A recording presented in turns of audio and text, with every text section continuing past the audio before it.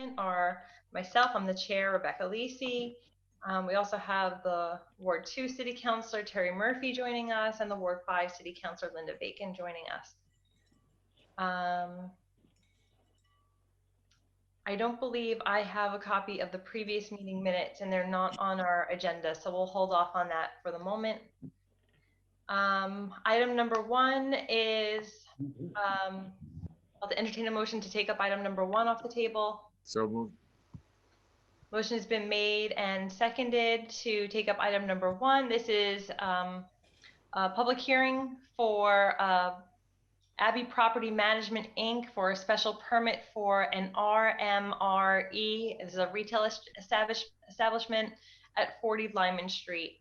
Is there somebody on the call representing Abbey Property Management? Yes, Greg Neffinger. I'm the architect for the project. How is everybody this evening? Okay. Good. Thanks for joining us, Greg. Sure, my pleasure. So thank you for I'll having make a us. motion to open up the public hearing. Second. Motion has been made and seconded to open up the public hearing. All in favor? Aye. Aye. So, thank you. Okay, so we are in public hearing. I did get a communication from the city engineer about this project, and I think that the last communication I got from Jeff Burkott, I tried to get everything organized on the computer, but it's still sort of challenging to go back and forth from screen to screen, so I apologize. Madam Chair, could I interject here for a second? Sure. Yeah, we apologize because we sent in the application, but there was a problem with our printers, so the drawings came today instead of last Monday as they were supposed to. Mr. Parent commented on things and with very good comments that were very applicable, but unfortunately we had answered those on the drawings, which he didn't have at the time. So we apologize for wasting Mr. Parent's time.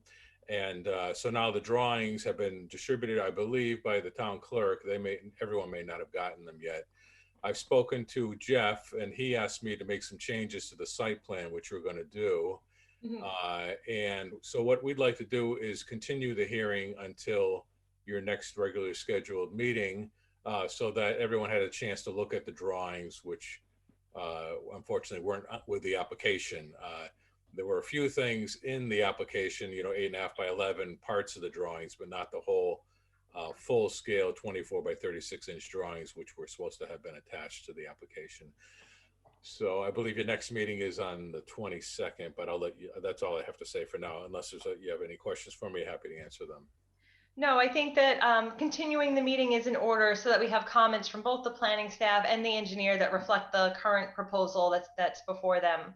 And it seems that, as you noted, that there's not comments presently on what you've submitted. So let's get that all up to date. I do believe we are planning on meeting on the 22nd.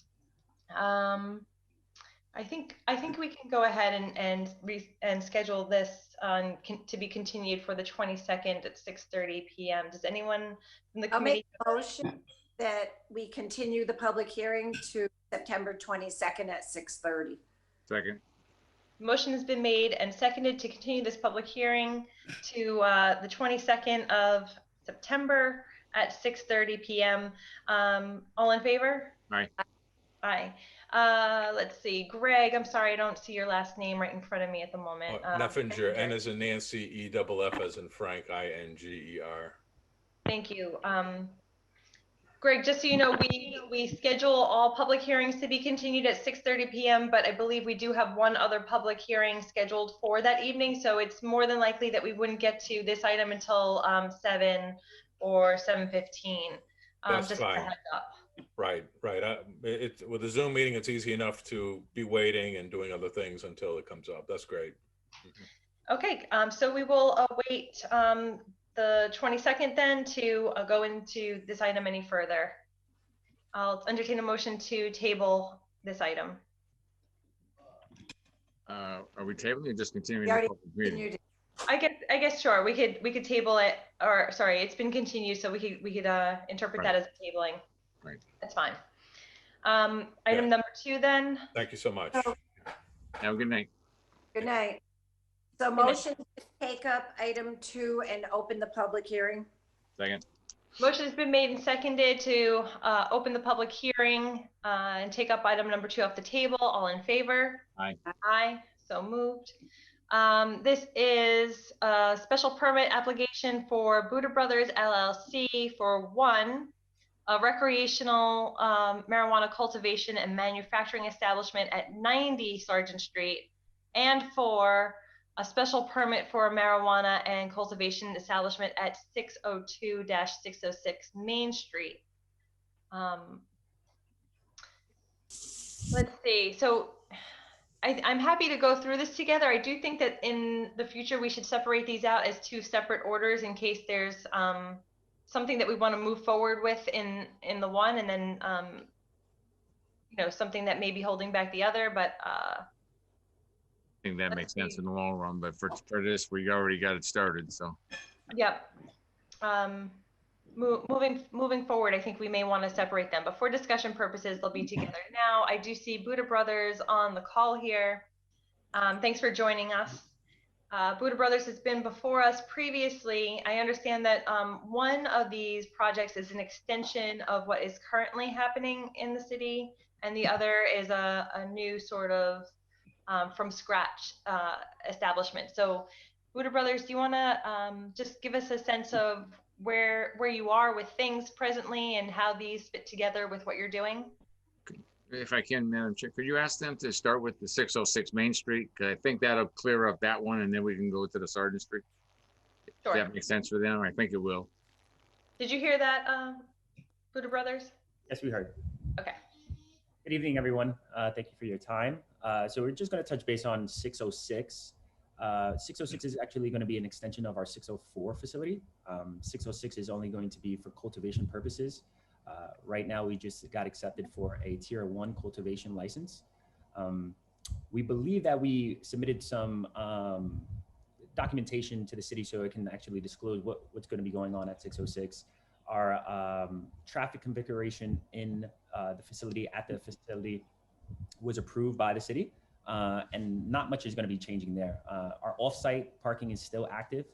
Majority of the employees are going to be parking there, which is only about 700 feet away from our facility at ABC storage units. The lease is currently active. We spoke to the gentleman. I know there was a little bit of issue there, but we finally hashed things out and we conversed about it, and we were able to situate things. So that's currently active. As far as anything else? Good morning, everyone, or good evening, I should say. So I think one of your questions that you asked was, where are we in the process of 606, 602 to 606? And so I guess, obviously, what's going on in the world right now in terms of the coronavirus and the pandemic, we had investors. We were in an agreement once we received our state license, had the city approval, that we would move forward, get the construction plans into the city, and start moving forward on our project. So, with what's going on, I think from the risk perspective of our investors, they just felt uncomfortable putting all the money that they needed to, and they weren't really sure what was going on with their own businesses. So moving forward, we're actually in agreement with a group of investors. We're hoping to finalize this investment and paperwork probably in the next month, and then we're hoping prior to that we can really start revving our project and hopefully get it open in probably in the spring. Okay, and just to be clear, are you talking about 604 at that? 606. So 606 is what you're talking about with the new set of investors? Yeah, so it's actually one parcel. It's all one building, so it's going to be one project. So it's 602 to 606, all businesses, which is going to be manufacturing, retail, and cultivation. We're hoping to be open by spring. 602, 604, and 606. The 606 is the cultivation extension. And is it 602 or 604 where you have retail? 604 is retail, and then 602 will be the manufacturing aspect. Okay, thanks. And 602 and 604, we had approved already. Correct. Right. So I believe one of the contingencies that you guys had prior to last meeting was our parking. Yep. So we worked on the parking plans with Jeff and Bob. Obviously, Terry helped out with us as well. The way that we're going to do it to keep the constant flow of traffic was enter through one side of our driveway, exit through the next side of our driveway, and all the cars will be directly going up to, what was the block called? It's all three. Jackson. Yeah, there'll Jackson actually be a Street. curb cut that'll go And in, so then the cars can only come in and go out one way. Correct. So you would make a left on Jackson, and it would bring you right back to the highway, 391. Okay, I see. All right, so let's see if I can find some of these documents that I downloaded. Here it is. So let's start with the 606 from the planning department and 606 from the engineer.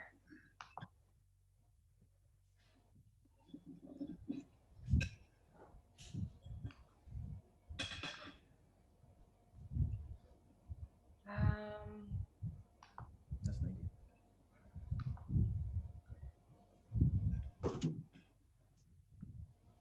Sorry, I'm having trouble pulling this up at the moment. Take your time. Main Street. I think I should have it now. All right, so from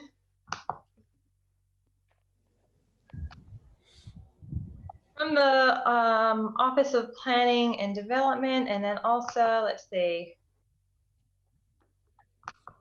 from Bob Perrin. Okay, good. So the engineer's letter is typically easier.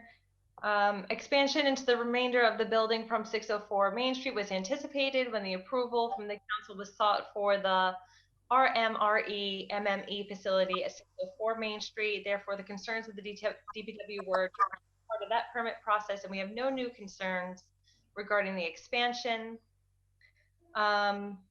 It does not modify any existing impervious areas or create new impervious areas, and therefore is exempt from the stormwater regulations. However,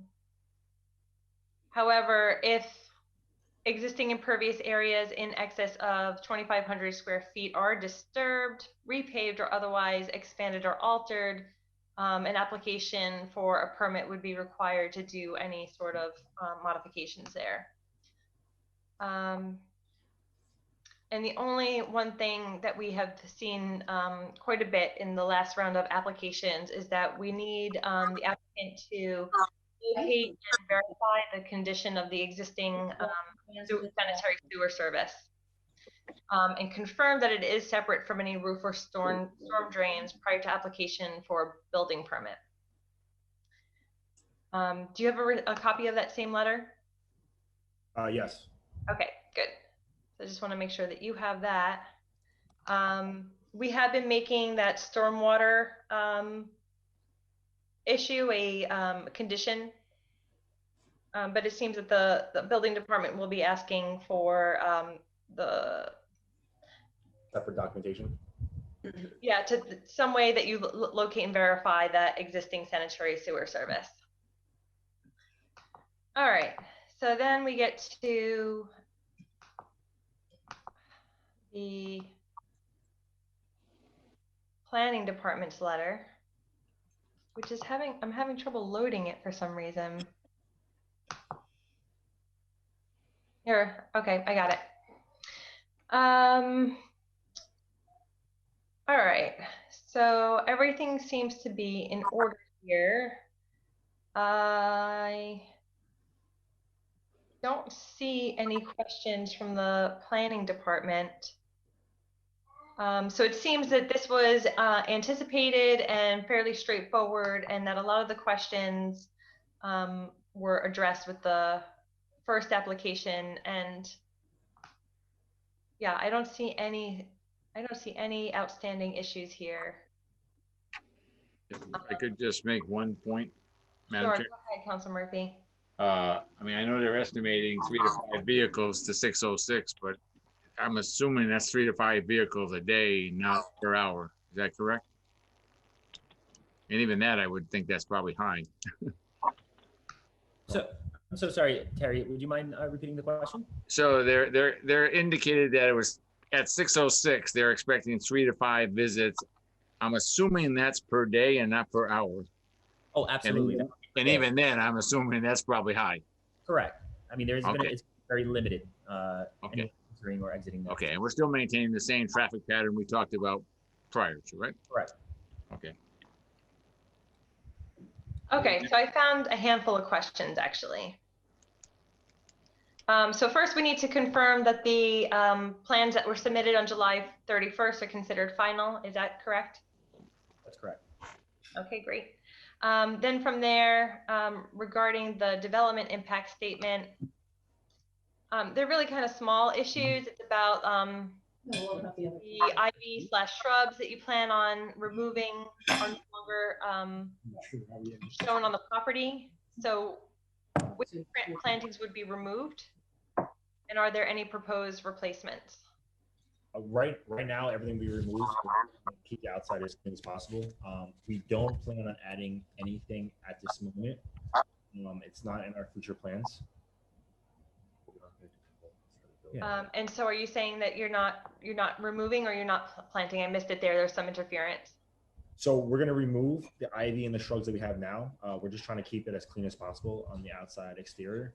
We don't plan on planting any type of new shrubs or any type of landscaping, correct. In a sense. So aesthetically, we're going to keep it, at least on that side, not as aesthetically inclined as probably the 604 side where our retail location is going to be, because we just want to keep it a little bit as discreet as possible. Not a little bit, as discreet as possible for our cultivation side of things. So our intentions are not to create any type of landscaping for that side of the building. It's going to be more so on the 602 and 604 side. Where you want people interacting and coming in. Correct. Okay. So no new replacements there. So the applicant states that the project as proposed complies with the zoning ordinances, but does not state its congruity with the city's master plan or urban renewal plan. So I think that's something that you'd want to just consider making a statement about. Do you know offhand about whether it does have any sort of congruity with the master plan or urban renewal plan? I would probably have to speak to the team, but I would definitely say yes. We did go over the urban renewal plan, so I guess we can converse about it and create a statement so we can submit to the city. Yeah, that would be great. If I could also just add, I think part of what's going to be happening with the facility, and my name is Raul Mata, I work with the law offices of Marvin Cable, who helped the Buudda brothers with the application and everything. Part of the plan is to take the outside of the building and bring it sort of up to speed. So there won't be any huge modifications or anything that's happening that's going to change the way it looks necessarily, other than sort of making it look new, sort of giving it life again. Mm-hmm.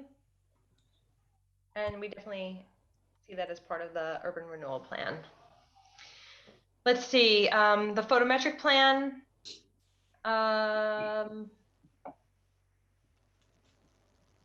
It demonstrates that lighting is adequate and minimizes spillover on page 62. However, the photometric sheet as submitted is somewhat unclear, and the applicant should elaborate if the lighting goes above 5-foot candles in the newly permitted 606 Main Street location. Do you understand that question, Mr. Mata? Yeah, we'll review the plan and make sure that it does cover everything and it doesn't go over 5. That's what you said, right? Not go over 5? It just says it's unclear whether it does or doesn't, and you should elaborate. Absolutely. Okay, I think that's all set in terms of what the planning department has given us.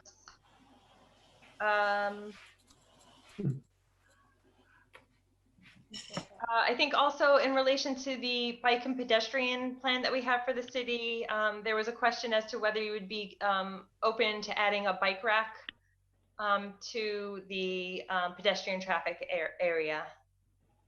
So I believe that we weren't planning on adding a bike rack, only because, we worked really hard on the parking plans, and I think the city's biggest, well, since we're located on Main Street and that's one of the heaviest traffic areas, I just think that we're trying to limit as much traffic as possible, and just to add a bike rack would probably cause more traffic than do good. just because you're going to have cars mixing in with pedestrians and people on bikes, and I don't think we're going to plan. I don't think we're planning to use that in the future. Okay. Yep. Thank you. Ryan, if you're on the call in the background there, can you mute folks? Because we are getting some interference with folks that are not supposed to be talking at the moment, but their sound is coming in here. Sure. Thank you. Trash bin. Yeah, so here's actually a pretty good question. So it's a two-part question.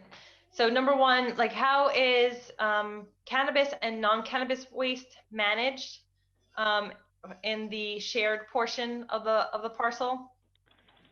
And then also, will waste be brought from the 606 site to the location where the plan depicts trash bin and marijuana waste disposal?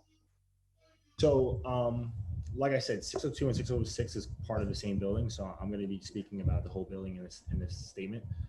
So obviously we have 606 as the cultivation area, and our waste is in 602.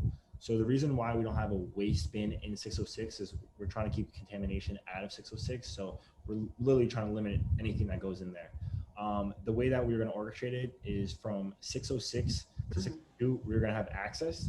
So the access would have employees to go behind our dispensary, still inside the facility, and go from 606 behind 604 to 602 to where our waste services will be, or I should say our waste area. And the way that we picked up is that we have a Sally port that connects into 602, which is gated, secured, and once the waste services come, we would have the people from the company come into 602 and pick the waste. Okay, and so these are new walls that you're building internally inside of the building? So the walls are there already. We're just opening it up to create doors. And we already have one, so we just have to create one more door. Okay, I think that's all that I have from the planning department. Do any other members of the committee want to ask questions? And I need to open myself back up to the gallery view. It's not easy to move back and forth.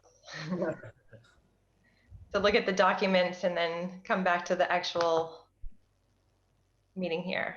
Councilor Anderson Burgos has joined us, the city councilor from Ward 6.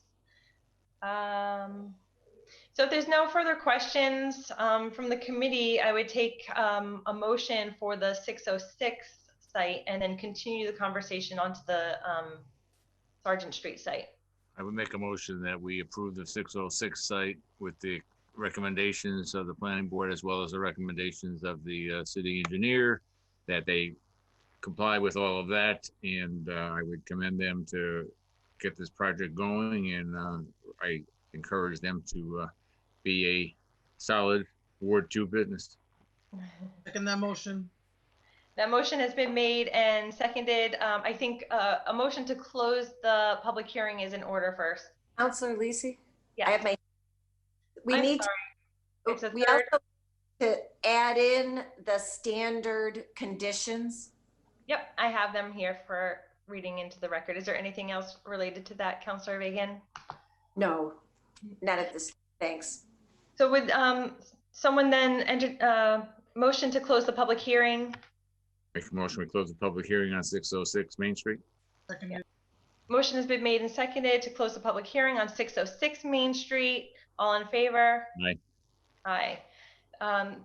So moved. The motion has been made and seconded to approve the special permit for 606 Main Street with the condition that all of the engineer's recommendations and the planning board's recommendations come into compliance, as well as the regular 6 conditions that we've been in the habit of putting on to all the applicants. So here are the 6.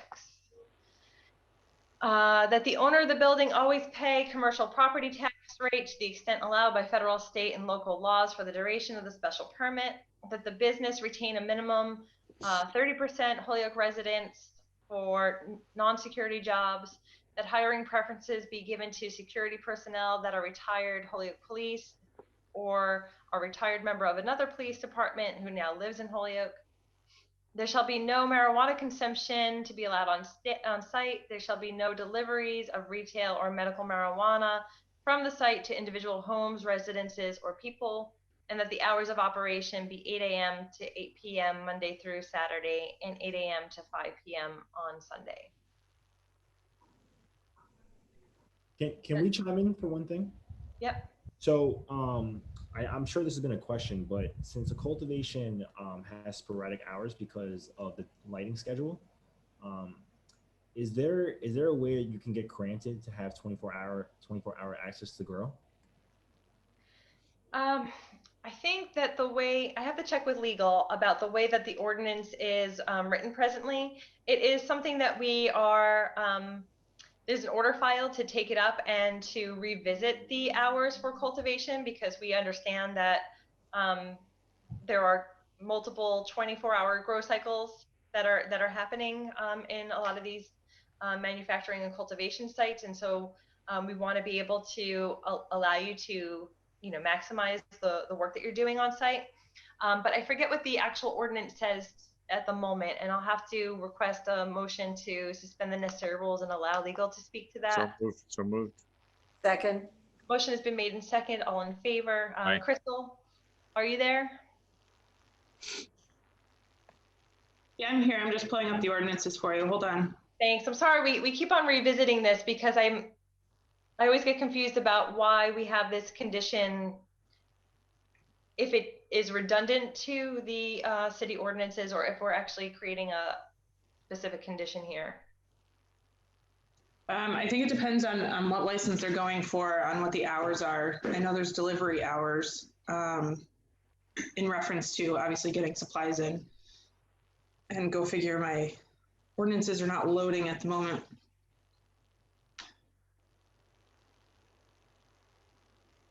$8 a.m. to 8 p.m. Monday through Saturday and 8 a.m. to 5 p.m. on Sunday. I can't remember myself.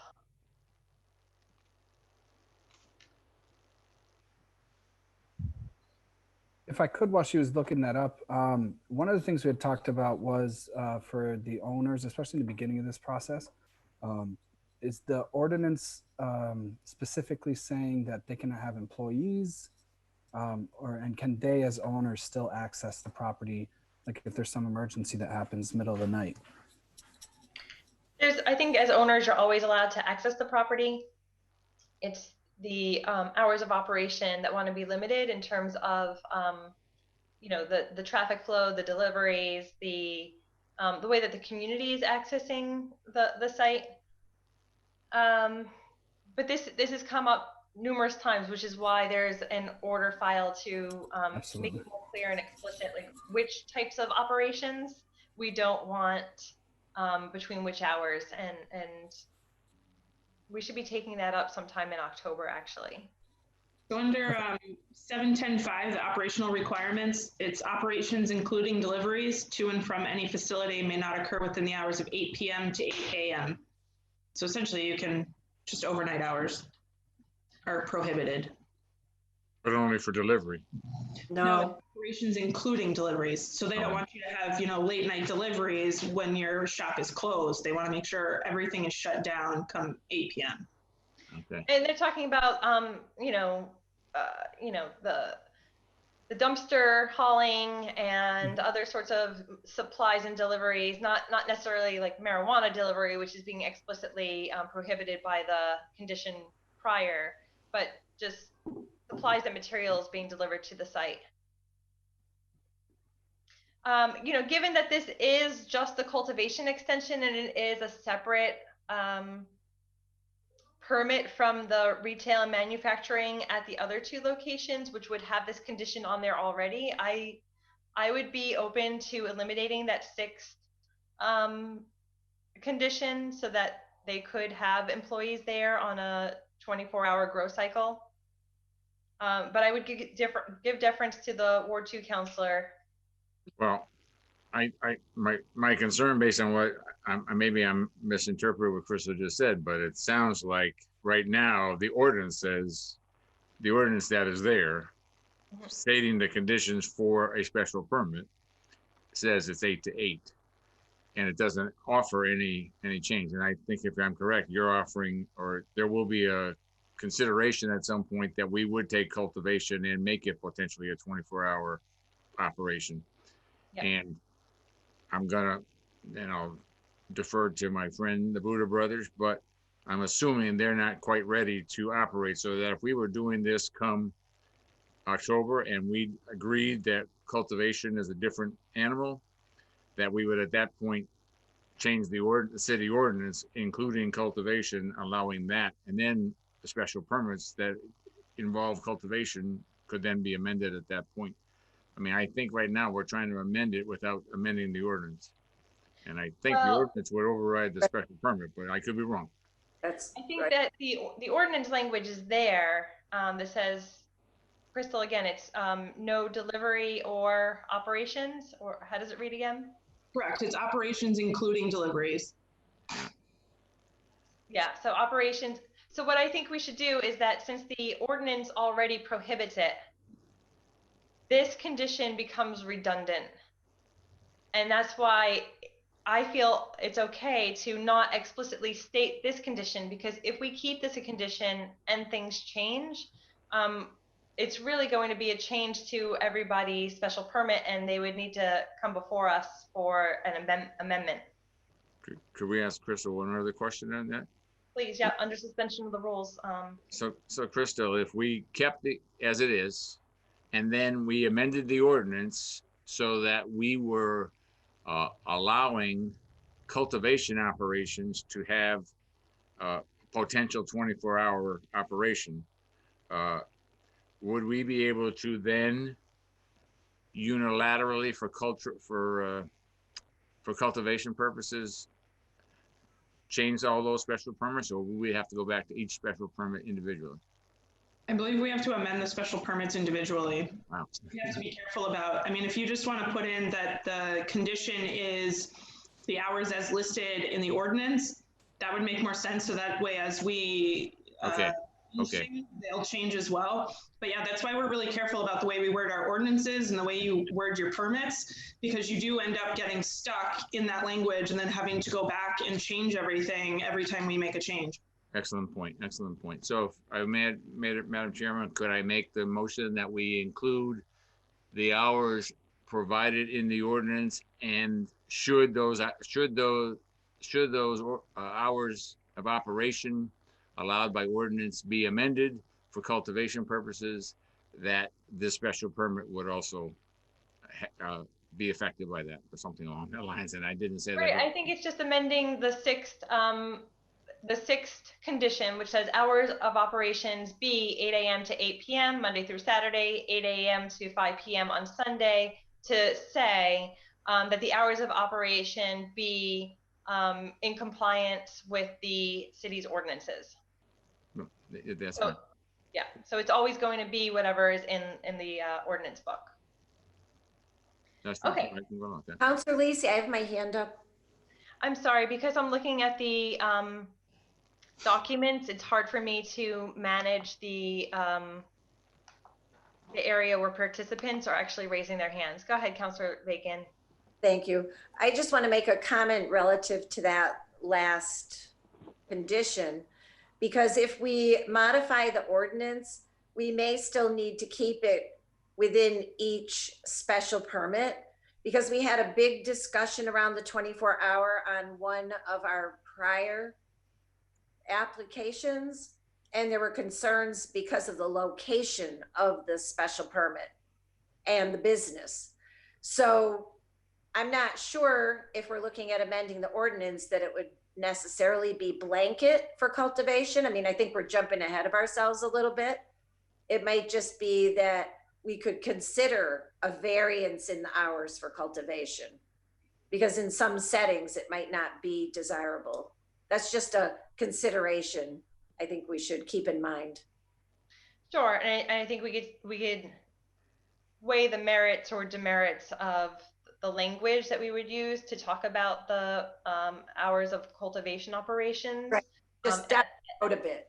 Yeah. Yeah, at that moment.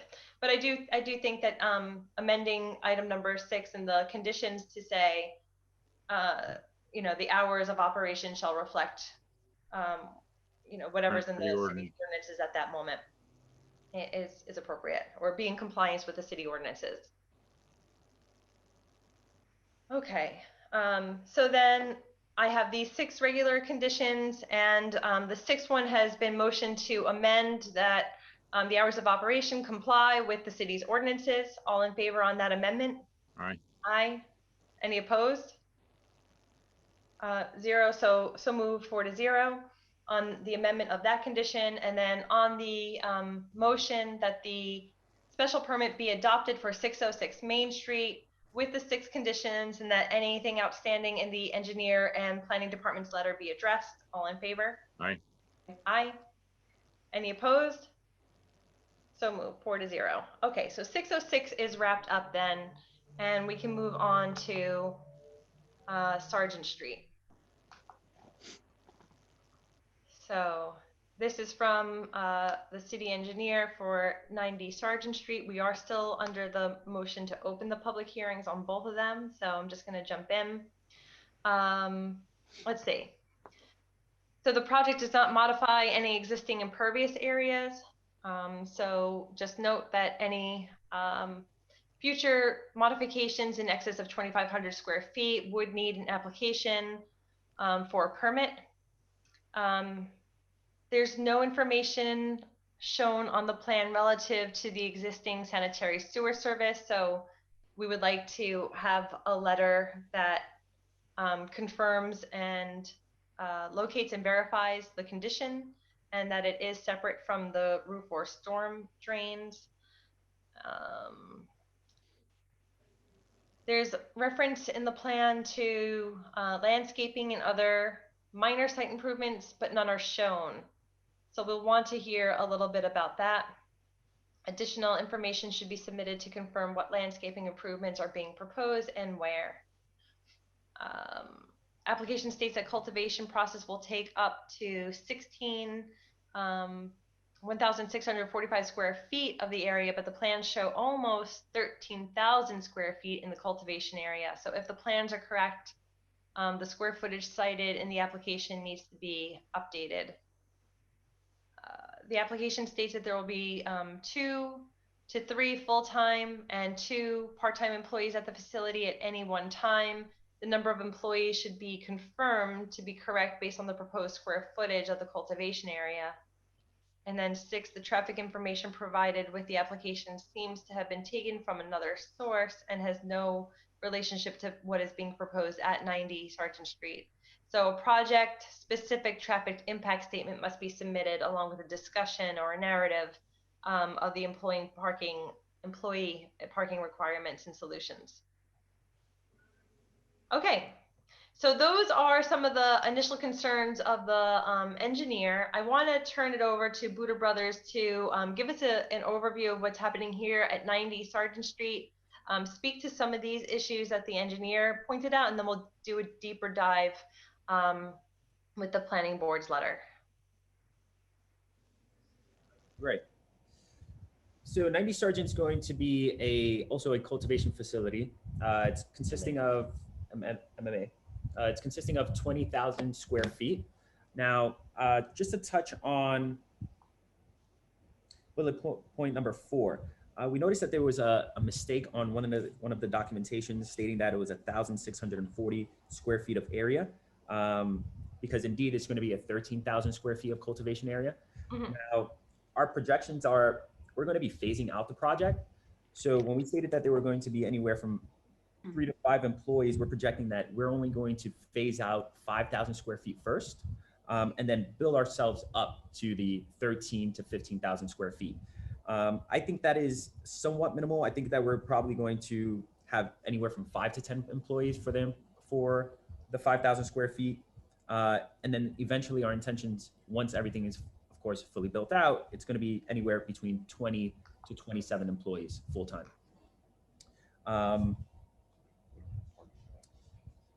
the parking, in regards to the parking, there is no parking on site. We have probably about 3 employee parking spaces. We conversed with the city. They stated that we can use the outside parking in front of our building, city parking. Right now, I know that's not an issue. We're actually conversing amongst the team how we're going to be able to increase that parking for employees once, of course, the project is fully built out. So it's either we're going to converse with a number of parties, either surrounding our area where we can potentially have some sort of off-site parking. I think that's pretty much the only option that we have at the moment. Or potentially use the current off-site parking that we have, but I think that's going to be filled with 602 to 606, so I don't think that's an option. So right now, that's a topic of conversation. As far as the traffic impact, outside exterior. So as for the exterior part of the building, there aren't going to be any major modifications to the exterior. Right now, there's some sort of inconsistency with, coloring, paint, windows that the city would like to, of course, would like some sort of consistency with it.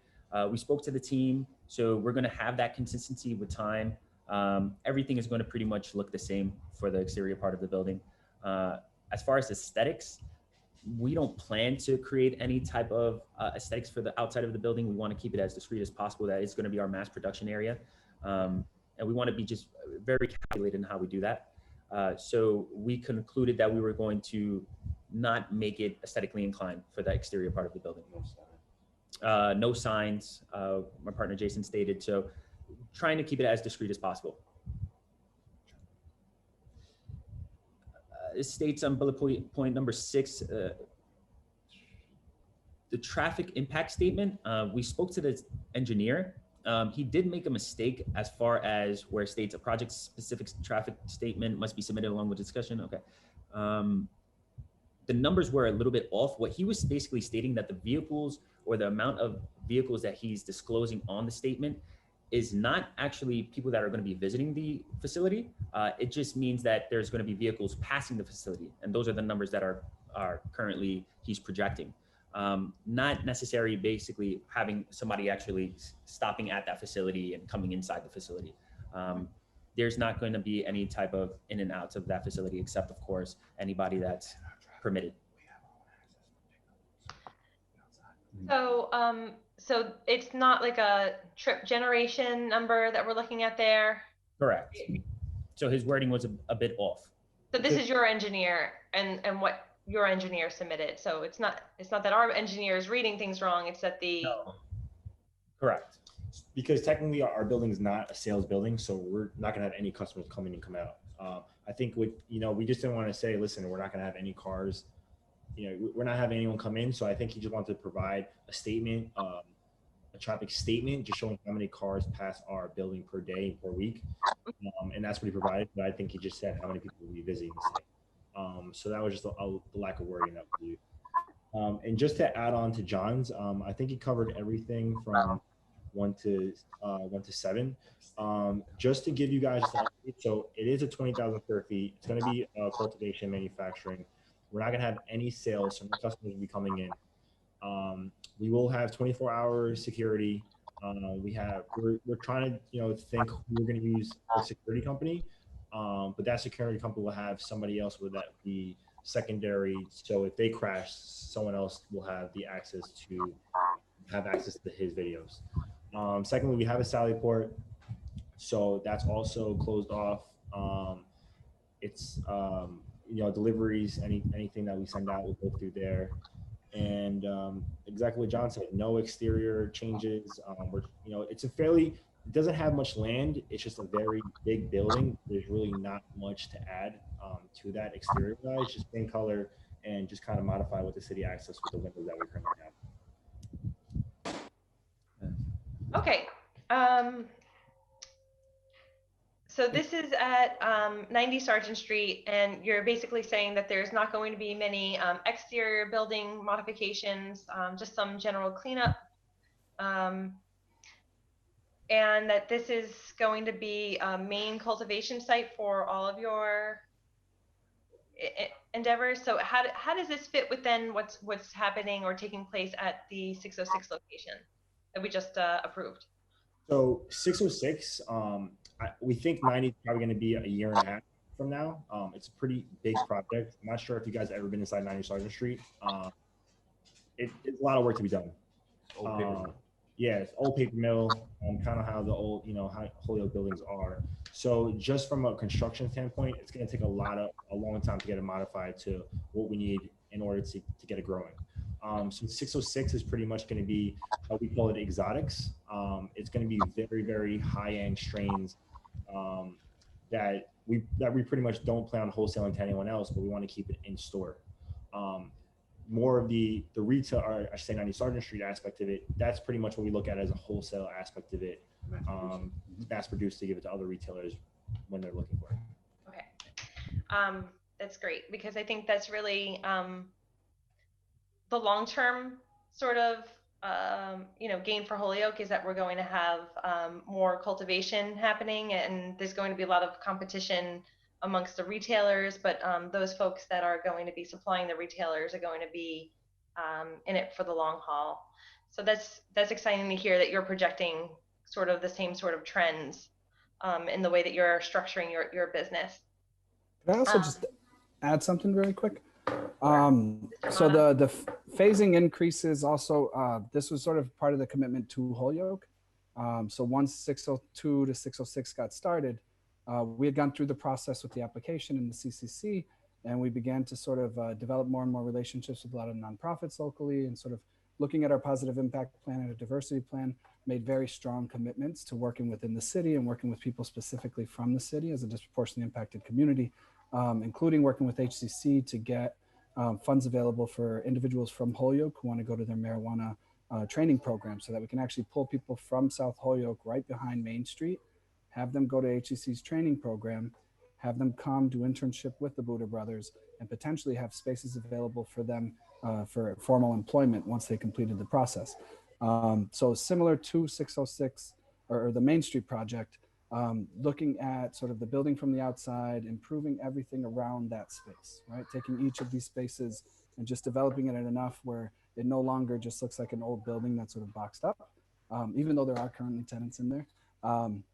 So we, the Buudda brothers really, we started, I'm sorry about the little boy in the background. We just started with,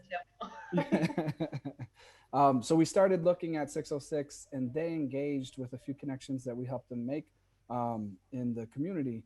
And if the CCC application actually includes very drawn out commitments to the city, and the diversity plan is really one of the highlights, because it looks at specific percentages of people going from Holyoke into these employment spaces. So as the phases move in the Sargent Street, we're looking at a much larger project that is going to bring more and more folks from the city as employees into that space. So it'll be like updating the way it looks, but also making it sort of, the place where people can go to look for employment if they're trying to get into the industry. Great. And then I don't know if you would be able to speak to this, Mr. Mata, or if any of the brothers want to, but so there's a phasing out sort of project. So of the 13,000 square feet, the first is 5,000. The projection there is that small phase one begins with 5 to 10 employees. So what would phase two be? The remaining, 8,000 square feet, or is there a phase two and a phase three? And then how do you anticipate adding to the number of employees as you go along? I think that's a great question. So at the moment, we're right now really just focused on the 5,000 square feet, which is our phase one. We're projecting these numbers for it to go up to anywhere to 20 to 27 employees. As far as that timeline, that timeline of a year and a half is kind of where, like I stated, where we're focused on. And we haven't tapped into the timeline of the second phase as of yet. So I don't want to make any promises or any statements that we haven't conversed yet or about. So that's kind of where we are at the moment. So you have the 13,000 square feet, and you're anticipating the ability to grow, but there's not a concrete plan yet for how to utilize that space. Is that what I hear you saying? The timeline. Correct. And just to touch on what you stated, Not as of yet. There's not a plan to tackle on the second phase as of yet. I do think, however, realistically, the project would begin, if we were talking floors, so to speak, we could move in a way that goes, first floor, 5,000 square feet, build out, get it operational, get it approved, get things started. And then if you were to think about the other 3 floors, 5,000 each floor, at each phase, there wouldn't be a need for more employees. So I don't think it would be like phase 1, we do this, phase 2, everything else comes on. I think it would be phase 1, we do this, phase 2, we bring in sort of an incremental portion of employees that we've promised, and then phase 3 and so on that way. Because each of the phases, we're going to need to respond to the needs of the actual facility. I see. Okay. All right. So if there's no questions immediately from committee members, I will see if I could jump into the narrative from the planning department. Let's see if this is it. 90 Sargent Street. Yep. Scanning.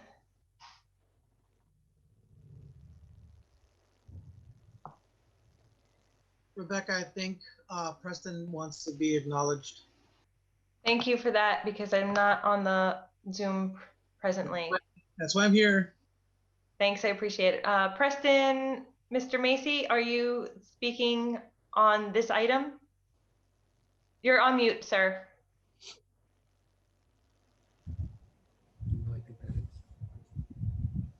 Ryan, can you unmute him and assist in that way? Rebecca, I'm sorry, who would you like me to unmute? Preston?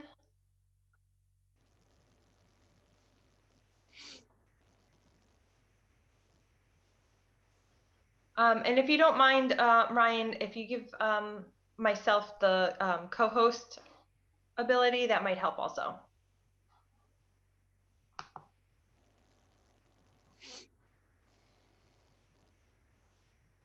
Yeah, for some reason I'm struggling. I just made you co-host, but I'm struggling to unmute him, but it looks like he was He's just unmuted at the moment.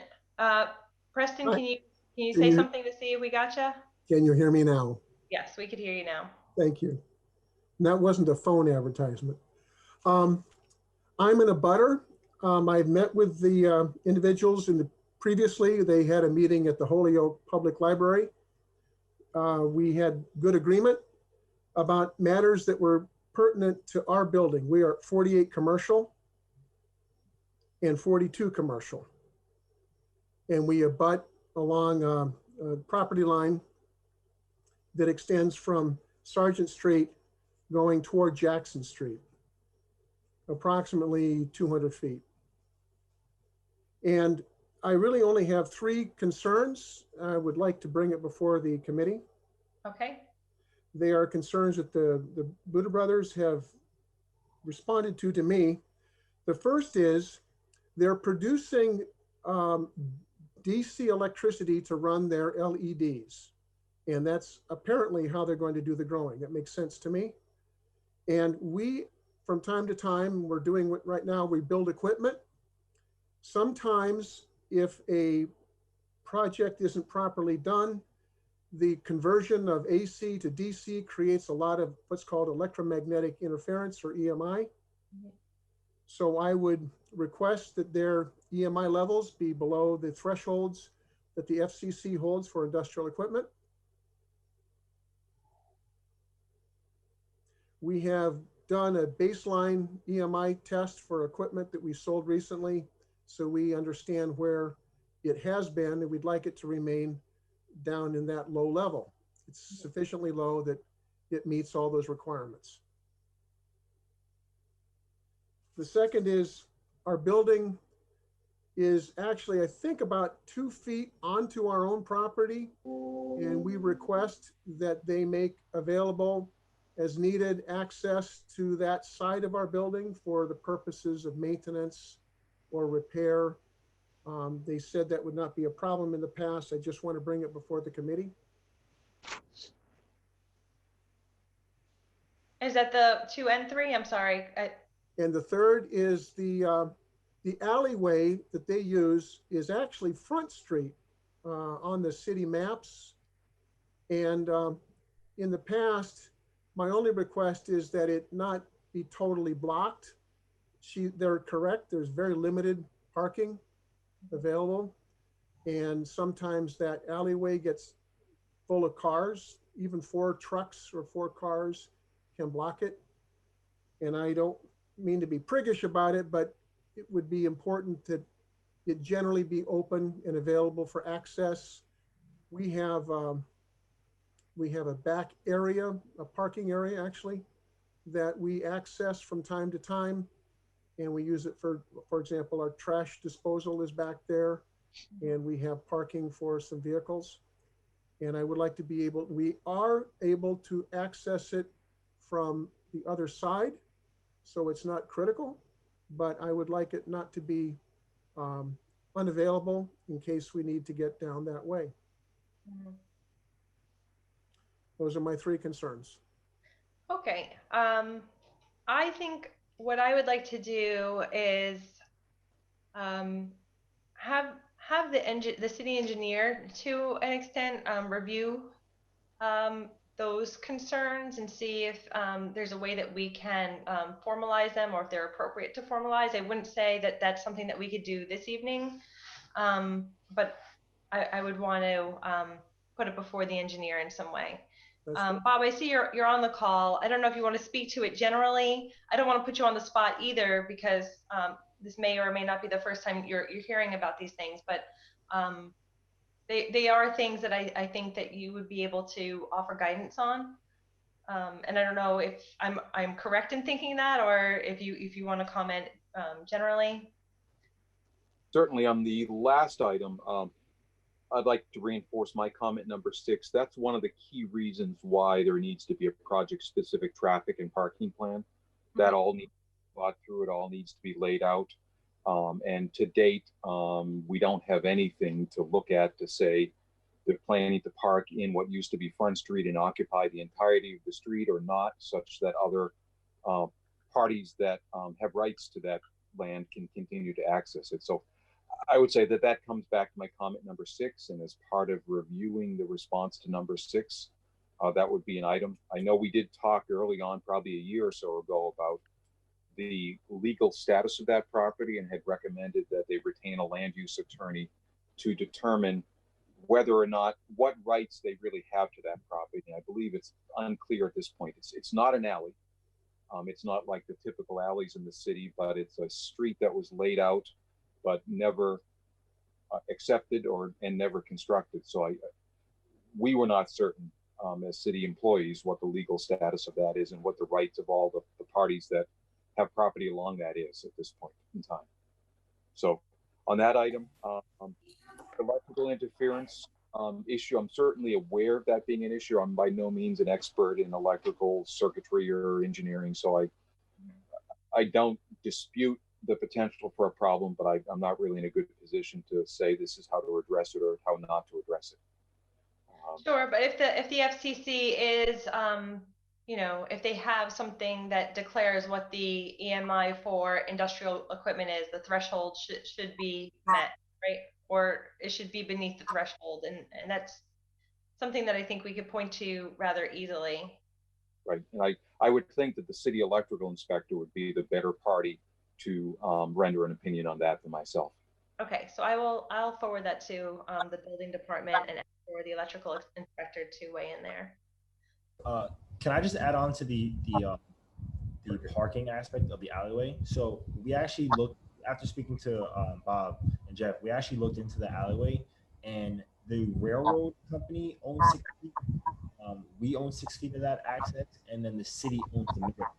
I guess in order to get through that alleyway as well. So we weren't planning on using the alleyway whatsoever, but it's a weird alleyway because many people has hands in the alleyway. It's not just us. So I just wanted to bring that up just so everyone's aware of that. If I could add to that also, we will work to make sure that we sort of identify clearly how we can work with Preston and how we can ensure that the alley, just sort of setting it up. If there's a legal document that needs to be recorded, we'll put something in place so that there is sort of permission available, et cetera. Right. I mean, it also seems like, it's going to relate in part to the traffic and parking plan that we're looking for. But I think what I hear the Buudda brothers saying is that, you can take responsibility for the portion and segment that you control. But because there's so many other folks there, there may be others that interfere with the flow of traffic or parking in that area that would not have anything to do with you. And so I think putting that in some formal way in the traffic and parking plan makes sense. So say, this is how you're going to use the alleyway there. These are the rights that you have up until, whatever the lines of demarcation are, but other folks have access and they may create other issues, but you will not be creating issues. And okay, thanks for that. It seems like we're starting to see that there are a handful of issues that is going to lead us to continue this public hearing and not actually grant it this evening. For example, it seems that the traffic and parking plan needs to be updated and fleshed out with a narrative. Also, I think we need feedback from the electrical inspector to figure out language for how to condition or regulate the EMI thresholds for industrial equipment. And I haven't even gotten into the planning and economic development letter just yet. I want to go through it briefly, but you do have a copy of the letter dated September 4th. Do you not at this point? Buudda brothers. What letter is that? It's from planning and economic development, the planning department, Buudda brothers at 90 Sargent Street. And it's dated September 4th. Is that from Curtis? Let me see. I think, yes, it is from Curtis. Okay, we have it. Yeah, we have it. Okay. So I'm going to go through it pretty quickly because it does seem like we're going to have to revisit this application. Okay, so number 4 on what looks like page 2. There's a couple questions here regarding deliveries to and from the site, delivery trucks. Will they have adequate space to back into the loading dock area as depicted on sheet C100? For normal deliveries, what size trucks would likely be utilized? And would these block access to any portion of the public right away on Sargent Street? So, and again, I think that's going to be something that may fit into the traffic and parking plan, though it needs to be noted separately in some way. I don't think you need to answer these questions right now, again, because you're going to be coming back before us, but I want to make sure that we're highlighting them. Again, related to cannabis and non-cannabis waste, how will it be managed on site? How will the trash be secured and collected? Where will any trash enclosures be located? It seems like those are not actually located in the plans that you have at the moment, and we would like to see them more clearly delineated. Current shrubs and ivy on the premise will be removed to improve the site's appearance. New vegetation will be planted that does not compromise the site security, but more specifically, where will the plantings be removed and replaced, and what species of plant, at what level of maturity, and how will the vegetation on site need to be maintained? Regarding to the photometric plan, again, it's not clear whether it does or does not exceed the 5-foot candles in the area surrounding the facility. I think the city engineer spoke very specifically about the traffic and parking plan, and again, the planning department is reiterating a lot of the same sentiments that there is no sort of trip generator that has been documented for the site. And I think that the Buudda brothers spoke to this earlier, where the engineer that they hired gave a traffic count for how many vehicles will be passing the area, but not actually coming onto the site, even if it's not many because of the nature of the business. I think we still need to have that documented.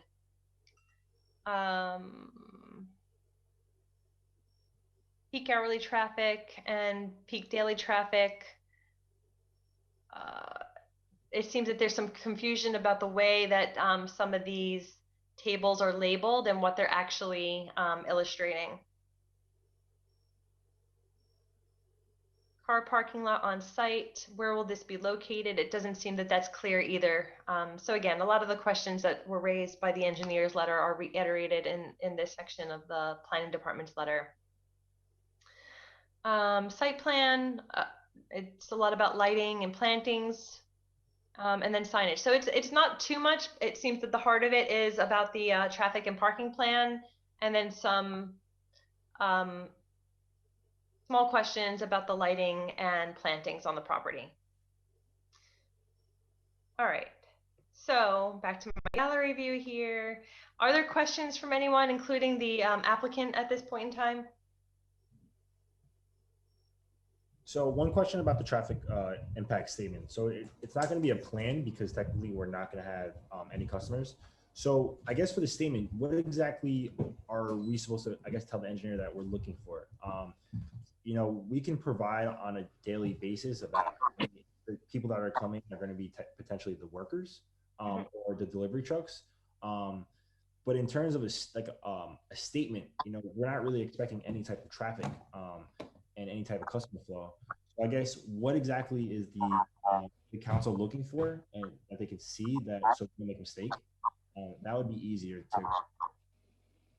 So I see the engineer has unmuted himself. What I'll say, just from looking at the planning department's plan, is that some of the tables aren't clearly labeled to explain to us what type of traffic is coming in and out of the area, let alone whether that traffic is anticipated to come onto site. That's what I took from the planning department's letter. Mr. Parent has unmuted himself as a city engineer. Perhaps he could speak more directly to the comments that he made in his letter. I would say that if you have a traffic engineer working for you, they will know exactly what we're looking for. Basically, for every facility, there are industry standards in terms of how many employees per square foot industries generate, how many trips per day that employee generates. We'd be looking for a total of that, total of where do you anticipate they're coming from. And really the biggest, quite honestly, I think the biggest issue in this project is going to be where are they going to park.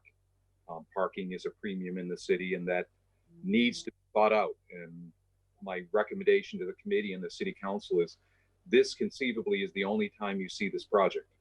It has not been proposed in writing as a phased project. It's being the approval that is being sought right now is approval for the entire project.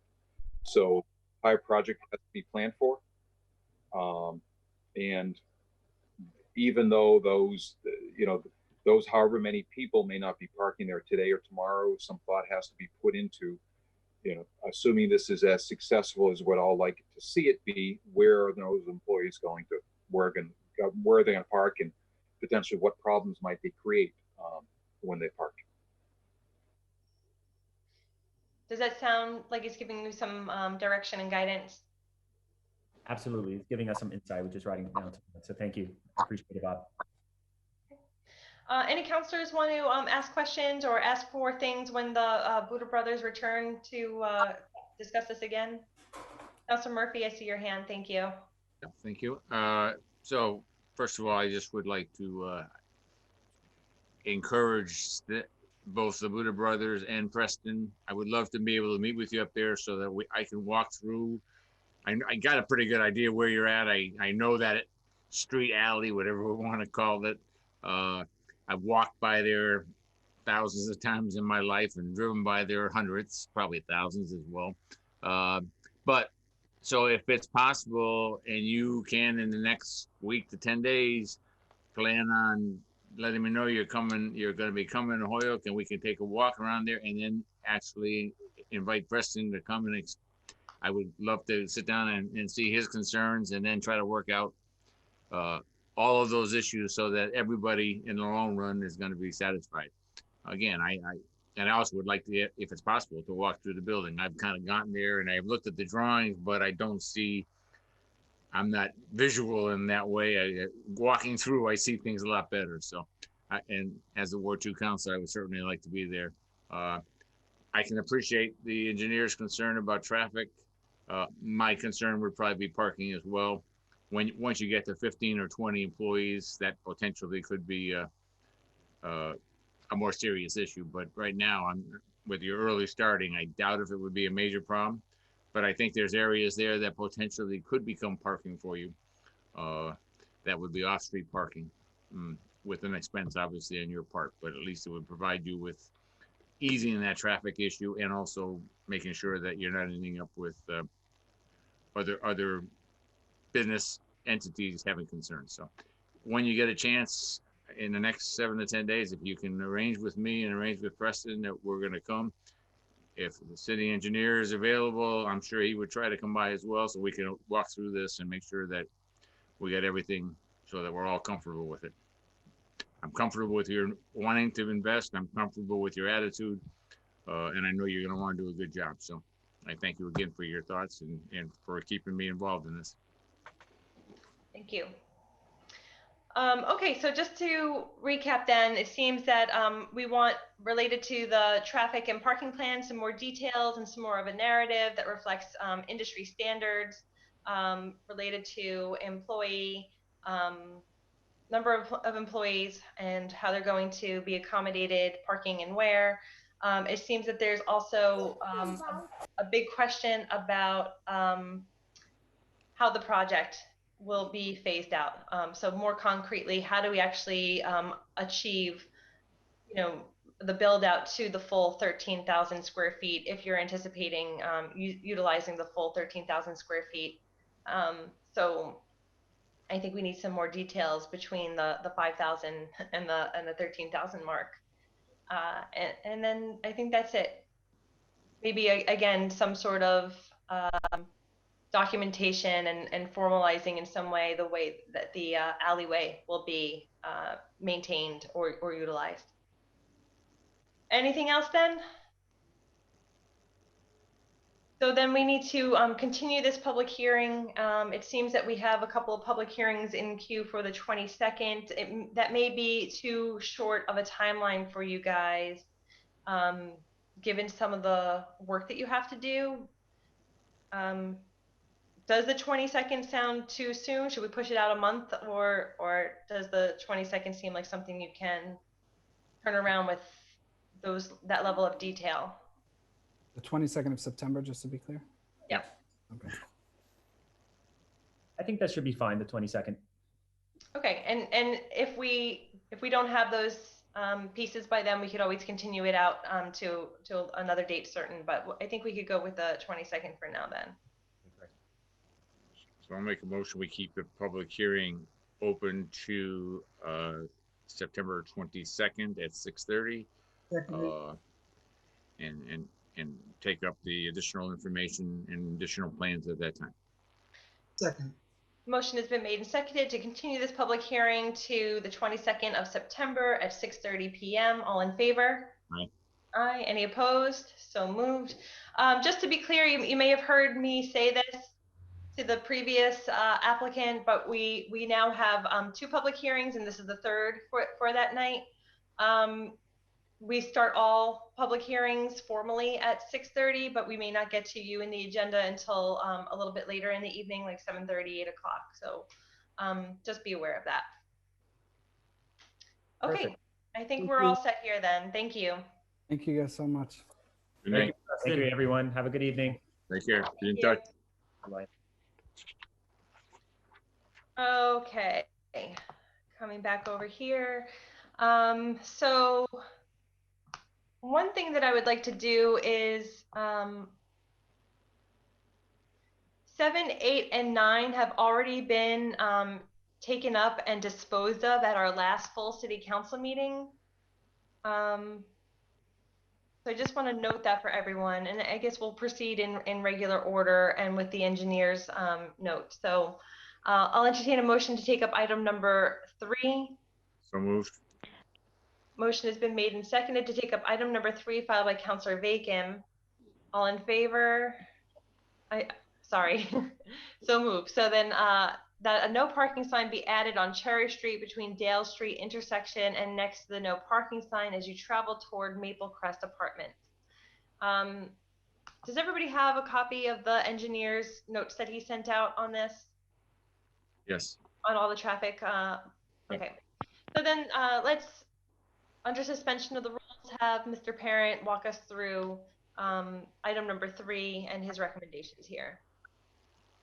Certainly, on item number 3, like many things in the city, there are things that are on the street that aren't in the city ordinance table, and there are things in the ordinance table that aren't on the street. This is one case where there is a no parking sign, as Councilor Vacon indicated, on Cherry Street between Dale Street and the Maple Crest Apartments. However, the interesting thing is that doesn't currently exist in the ordinance table. So if it is the desire of this committee and the full city council to have no parking all the way from Dale Street to Maple Crest Drive, I provided a recommended entry that basically says that on Cherry Street, from Dale Street to Maple Crest, that there be no parking. And that would allow us to not only add an additional no parking sign, but allow the existing no parking sign to be legal and enforceable. Councilor Vacon, do you want to speak to the recommendations here as the maker of the order? You're on mute. I'm sorry. I just caught that. Thank you.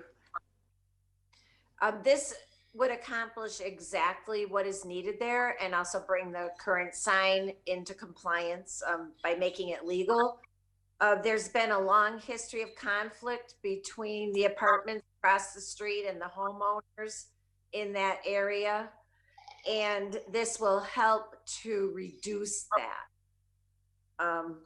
I know some of us are aware that there's been a lot of drug activity in housing there, and I know there's been steps taken within that area to address some of it, but it's been an ongoing situation, and the hope is that this would help to calm that. So I appreciate it, and I hope the committee will recommend it to the council. Thank you. Okay, if there's no other comments, I'll entertain a motion that we adopt the engineer's recommendation here. So moved. Second. Motion has been made and seconded. All in favor? Aye. Aye. So moved. Thank you. Thank you. I'll entertain a motion to take up item number 4. So moved. Motion has been made and seconded. All in favor? Aye. So item number 4, filed by Councilor Murphy, that the handicap parking sign, which is for 24 Hamden Street, be moved to the parking spot in front of that doorway and be placed nearer to the roadway. Currently, the sign is blocked and leaves as you approach, and it is difficult to determine which parking spot it covers. Under discussion, either Councilor Murphy, do you want to say a few things, or would you like Mr. Parent to speak to his recommendation? I'll defer to Bob, and I do have some different views, but I'll defer to him and his expertise. So I went out yesterday morning to put my eyes on the space to understand fully where the sign is. And what I was able to confirm that the sign right now is located, I would agree that it's probably too high. It is partially blocked by leaves, so that then does create a problem. But it is located right in line with the marking that's on the street for that parking space. And the sign has, not only does it say no parking, but it has an arrow that points back to the parking space. So the sign is located, again, as the driver's parked on the right-hand side of the roadway in front of the driver with an arrow pointing back to that space. I think part of what creates the confusion, and it was the case yesterday, and I suspect the case oftentimes, is that that drivers may park partway into that parking space. There's a crosswalk immediately adjacent to that parking space, and if they park right next to the crosswalk, it means that they're only halfway into the marked parking space. And then if they're only halfway into the marked parking space, then there's some confusion about what that sign applies to. The reality is, though, they should be parking within the marked space, and we'll talk about it in a little while, but there's also some benefits to respecting the marked space and keeping the vehicles out of the crosswalk or separating the vehicles from the crosswalk from a safety standpoint. So I think the problem becomes lesser if the marked space is used in the manner that it was intended. There can be some question of should the sign be moved along the side of where a vehicle might be parked. And background noise there, I'm not sure, not my side. Anyway. That's Main Street, Bob. See, we gotta stop that speeding. It's generally good practice not to put a sign right alongside where the vehicle is parking, because what happens, particularly with the handicapped individuals, not only do you have to worry about the door swinging into the sign or the signpost, but you potentially, if somebody is parking there with a van that has a lift on the side of the vehicle, you could conflict, the lift can conflict with that, where that signpost is placed. So it's generally best practice to put the signpost at the beginning or the end of the space as opposed to in the middle of the space. So, you know, my opinion is that I think the location is correct, but I do believe that the height of the sign can be lowered such that the visibility is improved. Okay, and Madam Chair, if I can, I certainly respect Bob's opinion, and I've been there. It's not my ward either, by the way, but I've been asked to go there 4 different times, and every time I've gone there, there's been an issue. And one time, there were cars there, and the person that needed the handicap parking spot actually called the police, and they said it was too confusing the way it was. Now, and partly it was because it was blocked by the tree. And so when I went there, 2 of the things I thought: number one, move it. It's sort of on the sidewalk side of the grassy area. I was trying to think about moving it more towards the street, which would then move it a little less from being blocked by the tree. And potentially, and again, I'm not trying to, and I appreciate what you said about I don't want to prevent somebody from getting in a wheelchair situation and all of that, Bob, and I certainly don't want to do that. But I wondered if we could move it up a foot or 2 towards 24 and move it a foot or 2 towards the curve, so that there's no doubt that that is the handicap spot. Because again, I've seen it. I mean, every time I've gone there and every time she's called me, there's been a situation where she has been out in the park. And you're right, people do park on that curb. I've seen that probably 2 or 3 times when I've gone. So I'm just trying to find a way that, and again, if it can lower the sign and that resolves it, I guess I'd be happy with that. But I'm, based on all the other things I've seen, I'm thinking we need to move it a foot or 2 closer to 24 Hamden Street, and making it very clear this is a spot with the handicap plate. And I appreciate what you said about the sign and everything, but obviously that's not being observed as it is. So if it could be moved, I would appreciate it. Obviously, if we lowered it, it's still being moved. And if that worked, I'd be happy. But if that doesn't work, then I would still want it to get it moved maybe a foot in and a foot over, so that it's on the street or closer to the street and right in front of 24. And again, and she's been as polite as she can be trying to get this resolved, but it's been like 5 months now since I started working on this. So the sooner we can get it, the better I would be, and better she would be, more important. Bob, do you want to speak to that at all? Certainly, and I should have checked. It was yesterday morning, probably about 8 o'clock in the morning, that I drove by.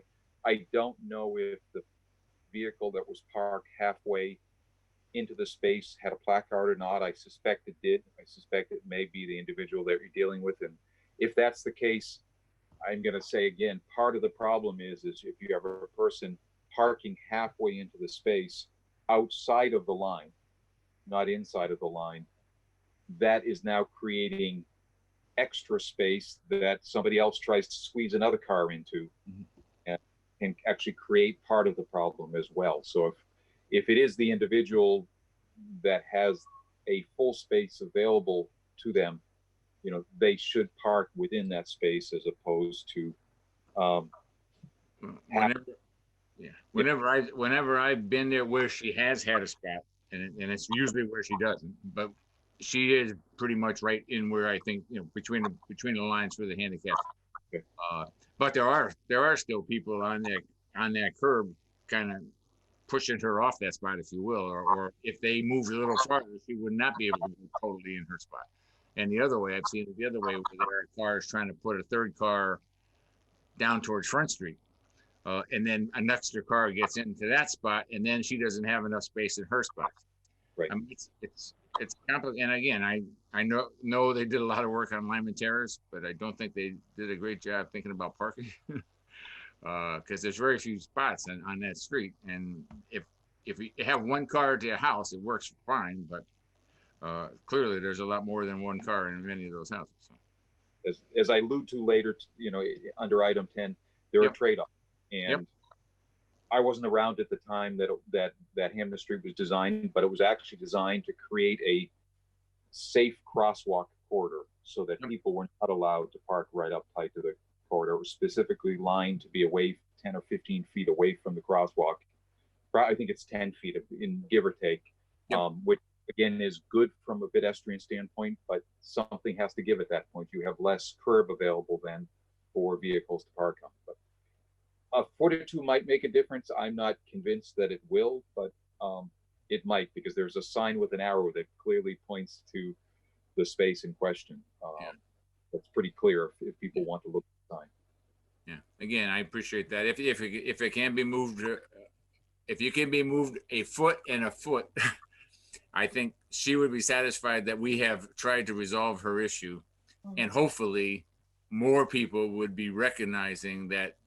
And then the police could come. I mean, when police came, and they would not give the person a ticket because they said they were confused as to whether or not, or they could see how that person could be confused. And if that, and obviously she got to the point where she wasn't going to call the police anymore. So if we can do it the other way, and now there's no confusion, that is a handicap parking spot, and you do not have a handicap plate, you're getting a ticket. Then hopefully that would stop that problem. But if we can move it a foot, Bob, up and a foot over, I would appreciate it. I would say that a foot and a foot doesn't trigger any of my concerns. It's just the effort to do that. But no, I understand. It's very doable. Thank you. Is there any reason why it's not presently like in the grass area, like the city sort of strip, or? I believe it is, and I can't unfortunately look at my, because I have my camera taped to my computer screen right now, so I can make this. It is on the grass area, but it's as far towards the sidewalk in the grass area, and there's a tree right there as well. So if we moved it a foot towards the road or towards the curb, and a foot towards 24, I think we would be in a situation where the sign would be would no longer be blocked by the tree, and would very clearly and without any doubt designate that this spot between these two lines is the handicap parking spot. One item I don't know, so I can't commit to it 100%, but if it's doable, we can do it. Is there are electrical duct banks that run up the edge of that street, and I don't know where that duct bank is relative to the signpost, and that is a concern. We don't want to put posts down through. No, I understand that, but if you can do it, if you can let me know that, I'd appreciate it so I can let her know. Because again, I know we've talked for about 4 or 5 months. Councilor Vacon, you're on mute. I was thinking as a first step to lower it, since it's not visible, seems to be perhaps a major problem. So if it was lowered so it would be visible, you would know very quickly if the problem is resolved, because people just aren't even noticing that it's there. And then secondarily, if it does really need to be relocated, could be a separate step. But it sounds like to make it visible is the first major problem, and that would be pretty easily accomplished from, it seems. Thanks. Right, I think I would recommend that we table this and not say that it's been complied just yet, and see if we can make that first change of lowering it, and then within a week of it being lowered, figure out if we need to take an additional step. And you can communicate that, I think, to Bob directly, and then the next time we bring this up on the agenda, we would be able to say whether or not it's been complied with. Okay. I mean, So we again, can leave I it sort hope of like open-ended, and for you and Bob to talk about, are we only lowering it, or are we lowering and relocating? And then by the time we bring it up on the next meeting, we would have it resolved, but not saying it's resolved just yet, and playing around with it until the next time it comes up on the agenda. yeah, I'll be fine with that if Bob can try to work and get that done, have them lower that sign this week so I can go and say that we've done this, and now give me a report over the next couple of weeks and let's see what's happening. Again, I know she just moved there 6 months ago and she's been pretty frustrated. My inclination is if we're going to touch it, we touch it once and we lower it and we move it a foot and a foot. That way, we're not going back there multiple times. It's, as I said, that amount of movement doesn't trigger any of my concerns about doors being able to open or handicap access or anything like that. So that is doable without creating any problems. So can we then just try to do the whole thing? Yeah. That's what I. Yes. So we're going to move it 1 foot closer to the road and 1 foot closer to the front of the property. Right. Okay. And lower. And lower. Yes. And lower. Thank you. Okay, so then on that recommendation of the committee, all in favor? Aye. Aye. Aye, so moved. Okay. Thank you. Sure. I'll entertain a motion to take up item number 5. So moved. Can I just interject quickly? We don't We have the allow, public. it's not a comment? public hearing. This is not a public hearing, so we don't usually allow members of the public to chime in on these issues. Okay, can I just ask if you received the email I emailed you today from Kirsten? I did receive it, but it's Okay, not great. on the agenda, so we're not going to be discussing it. Okay, all right. All right, take care then, bye-bye. Thank you. The motion was made and seconded, I believe. All in favor to take up item number 5? Move. All in favor? Aye. Aye, so moved. Okay, so then this is also filed by Councilor Murphy that in order to ensure efficient truck docking, no parking be allowed on the west side of Is this the one that we actually dealt with? No, this is the new one. Okay, west side of Bowyer Street at the intersection with Stebbins Street from northwesterly corner to a point 30 feet farther north. Under discussion, Mr. Parent. Certainly, I understand the concern. I did just for the record note that parking within 20 feet is already prohibited by both city ordinance and by state law. I believe what Councilor Murphy is looking for is to extend that another 10 feet such that it would be 30 feet at that intersection. That is correct. And again, I've gone there a few times to watch trucks come, and you know there have been times when there's not a lot of cars parked there, and the way the business seems to be going right now, I think we'd be taking only one parking spot from a business that might not be opening for another year or more. But I do think from what I've seen, it would allow the trucks to be able to maneuver directly into Hazen's loading dock rather than backing up 3 or 4 times. And when I was there watching one truck, it was like 3 or 4 times, and there was a car there. So, and they were probably 15 feet, Bob. So I just tried to add it and make it 30 and try to, it looked to me like at 30, the truck would be able to back in without any problem in a 5-minute proposition instead of a 10 or 15, 20-minute proposition. So I'm just trying to support the business that's been there for a long time and trying to make sure that they're not having an extra 10 or 15 minutes for every truck that comes in order to get there. And I don't think this will cause any problem with the potential business coming in next year. Great. And I think that the way that the engineer has written this is 30 feet from the point, as opposed to 30 additional feet beyond the 20, right? Is that how I'm reading that correctly? It's a total of 30 feet. Okay. All right. So then on the recommendation of the engineer to move it to a 30 feet from Motion to approve. Second. Motion has been made and seconded. All in favor? Aye. So moved. Okay, item number 6. Is there a motion to take up item number 6? I'll move. Take up item 6. Second. Motion made and seconded. All in favor? Aye. Aye. This is from Councillor McGee that the DPW install raised crosswalks at Pleasant Street at the following locations: Harvard, Radcliffe, and Montgomery Street. Under discussion, Mr. Parent. I put together, as you see, a fairly lengthy discussion of this item, and I started it out with the fact that the city currently has no raised crosswalks at any locations, but we are going to be constructing 3 of them as part of the South Holyoke project. And I'll be honest, I'm a big fan of raised crosswalks where they make sense to put them in. They're there because I requested them to be there as part of the design project.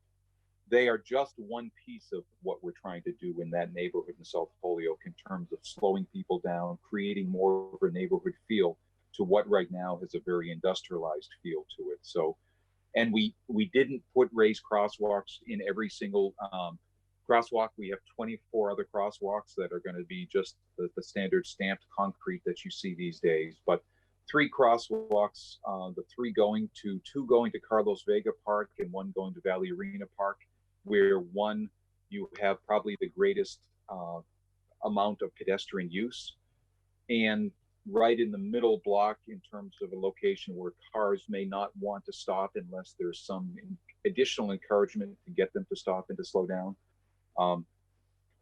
So I think they're a great idea. They can be a great component of an overall project to help calm traffic, slow down traffic. My opinion, though, is that when they're done sort of on a standalone basis, they are a speed hump. We don't call them a speed hump. Generically, there are communities that will construct these at locations that are not crosswalks, and they're called speed tables or speed trays at that point, that they're put there solely for the purpose of slowing traffic down, and they can have that effect. But when they're done, 1 every 1,000 feet, 1 every 2,000 feet, I'm not very confident that they're going to achieve the goal of slowing down traffic in that neighborhood.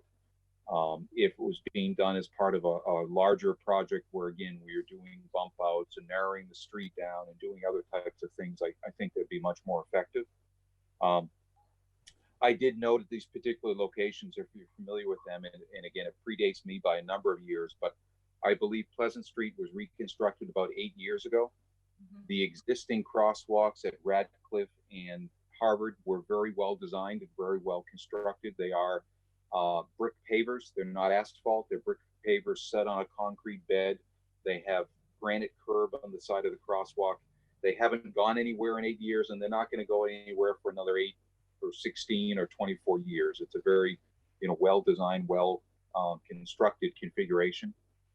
And I'm a big believer in trying not to undo things that you don't have to undo. So, that creates another concern that, 1, the crosswalks may not be that effective at really slowing down traffic. It may cause people to speed up in between locations. It would require us to undo something that the city paid a significant amount of money to have done and done well a number of years ago. And then just the overall cost and whether or not that's something that the city wants to spend, something in the range of $75,000 to maybe $125,000. It sounds like a lot of money. It is a lot of money. But not just the crosswalk. Each one of those crosswalks has a crosswalk that's perpendicular to the street that connects, as a sidewalk perpendicular to the street, that connects the crosswalk to the sidewalk, because the sidewalks are set back off the roadway. So when you raise the crosswalk, you have to raise those sidewalk segments. You then have to go into the main sidewalk itself, and raise several panels of that main sidewalk. So now that is at the higher level as well. So there's a fair amount of work involved. Again, great idea. I think that there may be a good time to implement that request, but I don't know if now is the time to do it. Councillor Vacon, is your hand up for this? It can be. I was just going to offer a motion that it's complied with because our engineer has given a good explanation in response to the order. I agree. I'll second that motion. All in favor, unless Well, anyone else has anything to add for discussion. Council Murphy, do you want to add for discussion? Yeah, if I can. And I appreciate Bob's input and certainly his expertise. And one of the things I think, and I know I'm still trying to work on Main Street, as he knows, we met on Main Street, but we're trying to do other things as well. And I noticed the area where we're looking at, in order to get an impact on a large portion of the street, it needs to be closer, and it needs to have another raised crosswalk, sidewalk, in order to have that impact. So, you know, I have filed an order to ask all city councilors in one of your constituent on West Franklin Street. I've been talking to her quite a bit, or not talking to her, but emailing her back and forth about potentially a raised crosswalk on West Franklin and up by the playground, with the idea that, with Bob saying that it needs to be somewhere within 500 feet of each other in order to slow people down a little bit more throughout the entire street. But I have filed the order, and I guess the two things I say, obviously we got to find some way to slow people down. That's number one. I mean, and it's a serious safety issue. You heard the traffic that I got on Main Street here when Bob said it's a little loud here, and they're not anywhere near a speed limit. And I know West Franklin Street on that curve is also a very dangerous area. So my order basically is trying to say, let's look at all the areas that potentially could have some impact, and recognizing, and I think I'm correct here, I think the superintendent of DPW talked about, you know, we could use Chapter 90 funds, but we don't have that many, and this would take so much of Chapter 90 monies to do that. But if we know we're getting a certain portion of Chapter 90, maybe we could be in a situation to fund via potentially a bond those streets that we think are most in need of this, and then make a commitment to pay off that bond from a portion of the Chapter 90 funds. I mean, so I filed that, and I agree that this has been complied with, and I've actually included Radcliffe Street and West Franklin Street on my order. So, I mean, I think I'd like to get you back in again, Bob, as we go along here. And I'm looking at it from a public safety standpoint. And I know that's what you've done here. And I know people are saying we don't have money, but if we are protecting someone from getting hit, we are making it easier for people to go to playgrounds or to go to schools. And I know in South Holyoke, that's what we're doing at the Valley Arena, because I know there were people speeding by, and Bob and I talked about this, and I think maybe that's one of the reasons there's a raised crosswalk coming there. That if we can do that and do it by using a portion of the Chapter 90 funds each year, but have many improvements, I would encourage us to think about moving forward on that. But I understand in this particular case, and at this point, we don't have any choice. And I appreciate Bob's comments, and I also wonder if there were some recommendation in the future, Bob, in terms of that street. If we were to put them, where could we put them where it would have the best impact in terms of slowing people down on that street? Because that is also a street that people decide that after a while, it's just a speedway. So those are my thoughts. Thank you very much. I just, you know, I'm pretty, Bob's got me pumped up on this issue when he started putting him in South Holyoke, and I'm ready to put him other places. So thank you. Yeah, I mean, the one thing that I would ask is, do we have anyone that's doing like dedicated grant writing for the city where they could find either pedestrian sort of access grants or, you know, the playground access grants? I mean, is there somebody who could help us, you know, figure out how to make some of these areas safer with grant money to fund like a pair? It seems like they have to happen in pairs at least, you know, if we're going to make the raised crosswalks useful. And yeah, I'm just wondering, do we have somebody that's sort of dedicated to grant writing? Because I think there's probably money out there for these things, and if we could create projects around, like in the same way that the, you know, South Holyoke neighborhood is a project with multiple, you know, sort of improvements happening. I wonder if there's a way we could say, you know, West Franklin / Rowan Park improvement plan to kind of get the neighborhoods easier and safer access into the park. I feel like there's some creative ways of writing sort of a grant, but I don't know if we have somebody in the city who can do that for us. I mean, if I can, Please, yeah. I mean, with regards to those that would be near parks, like Rowan Park, I'm looking at Ingleside Park. I think potentially, the Parks Department, Parks and Recreation Department, has a pretty good relationship in terms of being able to get grants.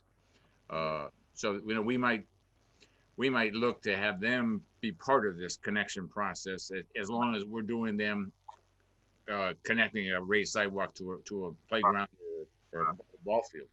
And I think that's a good idea, and we'll certainly add. I know at one time, this goes back when I really was an alderman, that we did have a grant writer that was in the community development, but I don't think we've had one there for a while. So I think each department pretty much process their grants, I won't say on their own, but they're the initiator from what I gather. Right. Well, I mean, when you take up your order in committee, perhaps bringing in the Parks Department to see if they could be linked in and tied in, and I'd be interested in participating in those discussions. So let me know. I will definitely do it. And like I said, I'm on every council to take a look at it, and anyone else that wants to take a look at it, and just let's get a list. Let's see what, and then obviously we'll ask Bob to take a look at things and make his recommendations and what the potential cost is, and can we afford it, or what can we afford. Again, I didn't just trying to make playground safer and make the road safer. Is a good thing to do. If I can add two things, just most of the hardcore grant writing is typically coming through the planning department with a lot of input from the engineering department. At the risk of picking a nerve on this one, I will say that projects have to start somewhere, such as the shared use pathway project on Main Street. Part of that would be taking a look at the cross section of Main Street, taking a look at what can we do to try to slow vehicles down at the same time that we're trying to provide another pathway for non-vehicle usage along Main Street. So that's projects like that, if the city decides to accept that grant, is how we start thinking about some of these ideas and coming up with ways to apply these ideas. Thank you for that. I will say we're starting to veer far off of the agenda item. So on the motion that has been made and seconded to say that this order has been complied, all in favor? Aye. Aye. So moved. That's number 6, and then moving on to number 7. So I'll entertain a motion to take up item number 7. Oh, 7, 8, and 9 are off the table because they've already been dealt with. Sorry about that. That brings us to item number 10. Motion made to take up item number 10. So Motion made and seconded. All in favor? Aye. Okay, so this is from Councilor Bartley, that the city engineer provide a recommendation to the Ordinance Committee for a minimum buffer for which vehicles can park near city crosswalks. This issue came up during an ordinance meeting regarding the Elmwood Towers crosswalk, and the city engineer advised there is no city ordinance on point. While the engineer does provide a recommendation, a narrative that I'll ask you to get into in just a moment, Mr. Parent, I do want to note that there's been a communication from Councilor Bartley, and Councilor Bartley is unable to make the meeting tonight to discuss this issue, but thanks you, Mr. Parent, for the work that you put into the recommendation. In Councilor Bartley's opinion, as the maker of the order, the second choice is preferable, but can understand if the former is adopted. In either case, Holyoke's crosswalks will be safer once the mid-block ordinance is amended and implemented. Again, thank you for your attention, and he will not be able to make it this night due to family concerns. So under discussion, sorry, Mr. Parent. Sure. So as Councilor Bartley indicated, there's currently no city ordinance that prohibits parking near a crosswalk. There is an ordinance that prohibits parking on top of a crosswalk, and that's as far as it goes. There is a lot of industry guidance in terms of trying to keep vehicles away from crosswalks, primarily because it becomes a real visibility issue. The typical guidance out there is trying to keep vehicles 20 feet or basically one parking space away from crosswalks. In a city like Holyoke, again, it's always a trade-off. If you enforce 20 feet on both sides of a crosswalk, you're giving up 4 parking spaces that people might have traditionally parked right to the crosswalk. Now you're getting rid of those 4 of those, and again, there's a demand for parking as well. Did want to note there's some guidance out there that says you should be a whole lot further than 20 feet, depending on how fast the vehicles are driving, particularly in a mid-block crosswalk, because drivers need to be able to see people. People need to be able to see the drivers. The drivers need to be able to hit the brakes and stop soon enough so that they don't run into the pedestrians. So there is some guidance that says even more than 20 feet based on the speed of the roadway, but 20 feet is generally the recommendation. I did highlight that mid-block crosswalks are problematic because they're typically at locations that drivers don't expect to have to stop.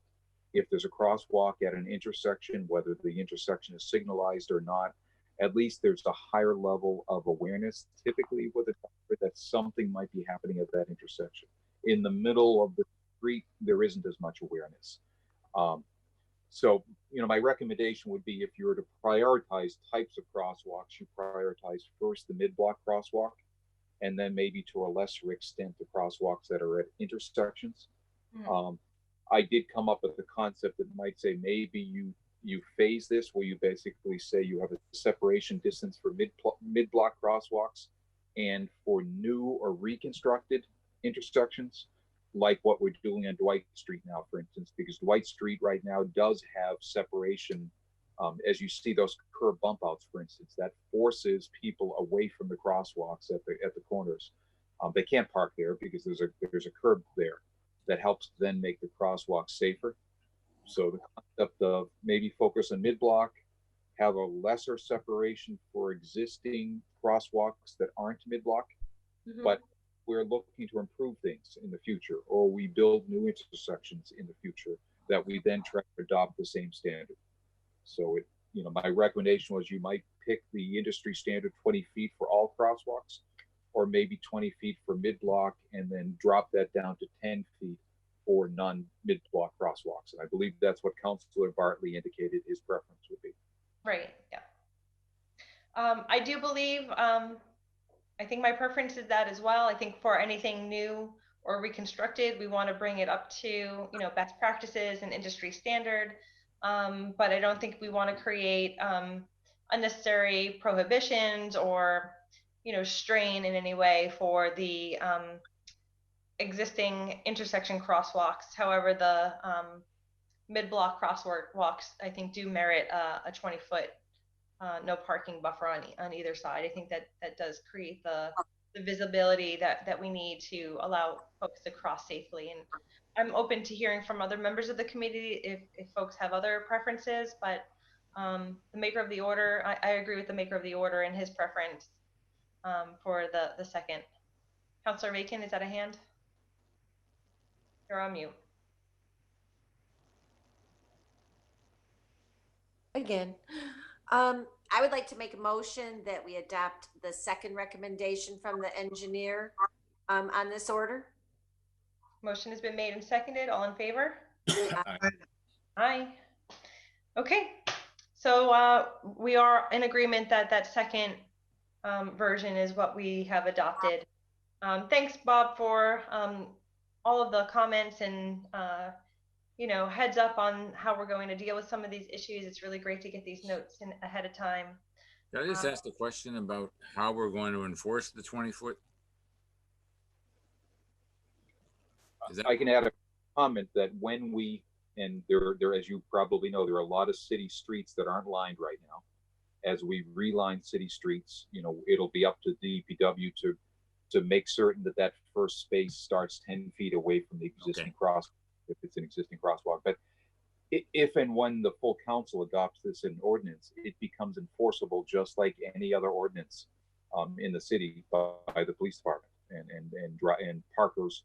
There might be a good idea to focus on some public education, get the information out so people know that the rules have changed, not to make it more difficult for vehicles, but to make it safer for people that are using the crosswalks, and why that's happening. And will we be making the Elmwood Tower project? Is that are we putting that as a priority? It's a mid-block crosswalk, so I think that would be 20 feet on either side. Yeah. No, I mean in terms of the lines and trying to make sure people are aware of it. Because You have to obviously, file an order, Terry. what's that? You'll have to file an order. I thought the order was about Elmwood Towers.